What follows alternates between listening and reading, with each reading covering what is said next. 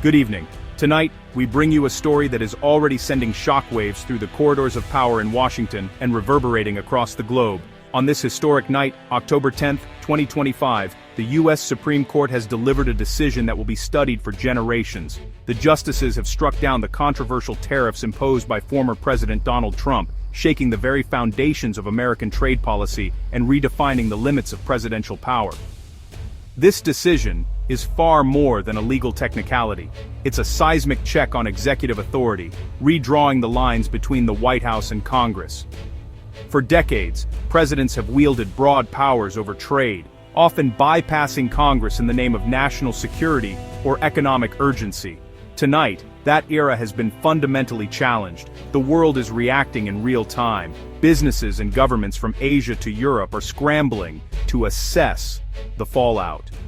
International markets are already showing signs of volatility as investors and policymakers try to anticipate what this new chapter in American trade will mean for the global economy. The tariffs, once a cornerstone of Trump's economic agenda and a flashpoint in global trade disputes, are now nullified. This creates both opportunity and uncertainty across global markets. Exporters and importers alike are recalculating their strategies, while American workers and industries brace for rapid changes in supply chains and pricing. At its core, this is about a fundamental question: who truly controls America's trade policy? The president, acting alone, or Congress, as the Constitution envisions? The answer will shape not just the future of trade, but the very balance of power in our democracy. The Supreme Court's answer is clear and unequivocal. The power to levy tariffs remains with Congress unless specifically delegated by law. This ruling reasserts the role of the legislative branch and sets a precedent that will guide future presidents and lawmakers alike. The consequences of this landmark ruling will be felt for years to come, not only in the halls of government but in boardrooms, factories, and homes around the world. As the dust settles, one thing is certain: the global stage has shifted, and the world is watching what America does next. To understand today's ruling, we need to look back at the long and complex history of how the United States has managed its trade policy and who holds the power to shape it. From the earliest days of the Republic, trade was a central issue. The founders saw control over commerce as vital to the nation's independence and prosperity, and so they made sure to embed this authority in the very fabric of the Constitution. The Constitution gives Congress, not the president, the explicit power to regulate commerce with foreign nations and to set tariffs. This was a deliberate choice, meant to keep such a critical power in the hands of the people's representatives. For over a century, Congress set tariffs directly, debating and passing detailed laws that determined the nation's trade relationships and protected American industries.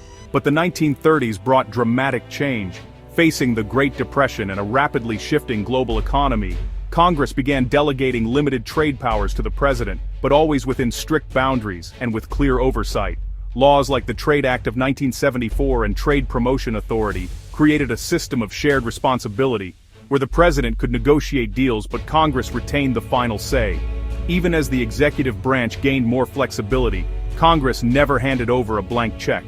The system was designed to ensure checks and balances, preventing any one branch from dominating trade policy. In recent years, however, that careful balance has eroded.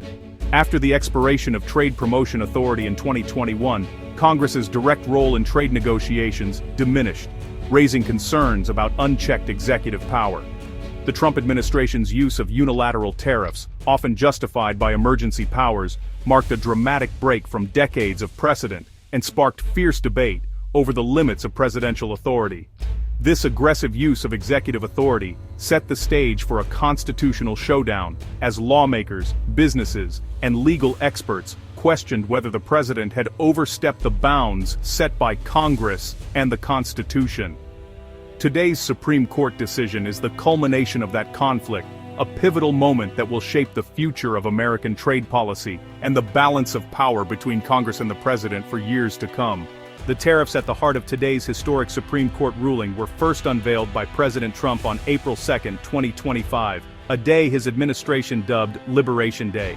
The announcement, made from the White House press room, sent shockwaves through both domestic and international markets, signaling a dramatic shift in U.S. trade policy. These sweeping duties targeted a vast array of goods from America's largest trading partners, including China, the European Union, and Mexico. The administration justified the move by invoking claims of a national emergency, arguing that foreign economic threats required immediate and decisive action.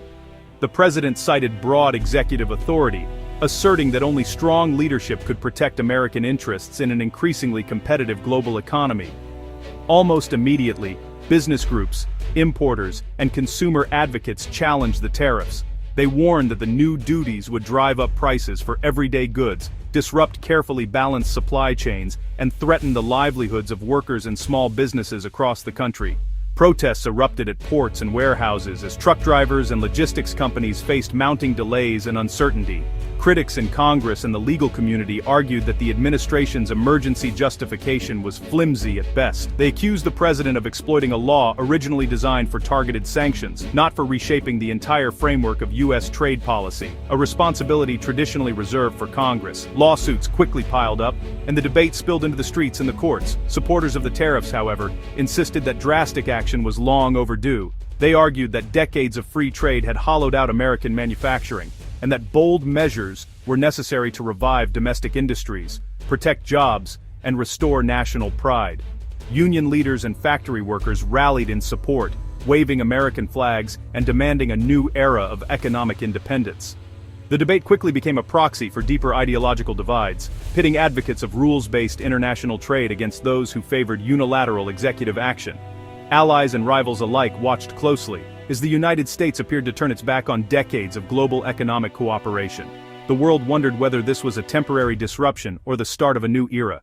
The Liberation Day tariffs soon became the ultimate test case, pushing the constitutional question of trade authority all the way to the Supreme Court.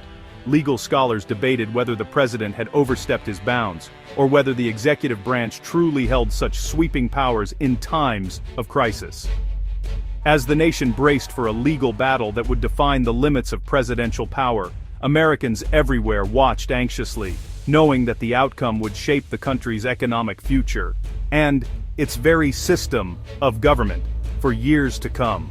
Legal challenges erupted as soon as the tariffs were announced. Importers and business groups sued, arguing the president had overstepped, violating the Constitution's clear grant of tariff authority to Congress. Lower courts sided with the challengers, blocking the tariffs, and ruling that the president's use of emergency powers was an overreach.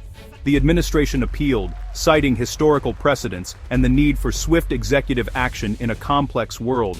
But appellate judges held firm presidential power in foreign affairs is significant, but not absolute. The Supreme Court agreed to hear the case, signaling its national importance. Legal analysts predicted the outcome would hinge on doctrines limiting Congress's ability to delegate vast powers to the executive. The stage was set for a landmark decision on the separation of powers. The Supreme Court's verdict is in the Liberation Day tariffs are unconstitutional. In a 6-3 decision, the court ruled that imposing tariffs is a legislative function, not an executive one. The majority opinion dismantled the administration's arguments, finding no clear congressional authorization for such sweeping action. The court invoked the major questions doctrine. If Congress intended to grant this power, it would have done so explicitly. Dissenting justices warned the decision could hamstring future presidents, but the majority's view prevailed. The ruling clarifies, the president's trade powers must be clearly delegated by Congress. This decision rebalances power in Washington, with far-reaching consequences. The economic aftershocks are immediate and dramatic. Tariffs are nullified overnight, offering relief to importers and the promise of lower prices for consumers, though not instantly. Domestic producers, once shielded by tariffs, now face renewed foreign competition and potential job losses. Financial markets are volatile. Import-heavy companies surge, while domestic manufacturers stumble. The sudden policy shift leaves businesses scrambling to adjust strategies built around the now-defunct tariffs. Investors and executives are left questioning the stability of U.S. trade policy. The uncertainty may stall major investments until a new, predictable framework emerges. The ruling's ripple effects will shape the economy for years. Politically, the Supreme Court's decision is a game-changer ahead of the 2026 midterms. For Trump and his allies, it's a rallying cry against unelected judges and a blow to their economic agenda. Democrats hail the ruling as a victory for the rule of law and constitutional checks and balances.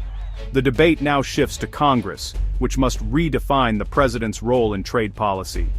Lawmakers face pressure to update trade statutes and possibly restore fast-track negotiating authority. The midterms will force candidates to take clear stances on executive versus congressional power in trade. The legal battle is over, but the political fight is just beginning.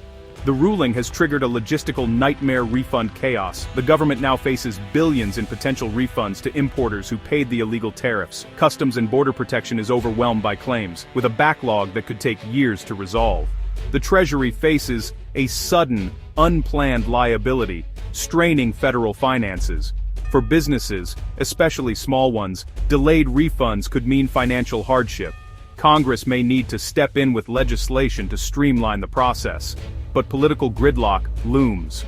The refund crisis is a stark reminder of the real-world fallout from executive overreach. The practical consequences of this ruling will be felt long after the headlines fade. Today's Supreme Court decision is a defining moment for American governance and global leadership.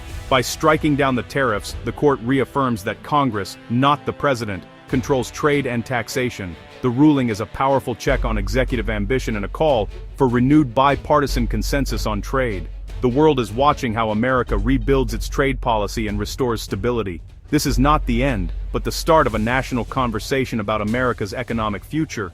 The choices made now will shape jobs, prices, and opportunities for generations. Understanding the stakes is essential for every citizen. Thank you for joining us. Good night.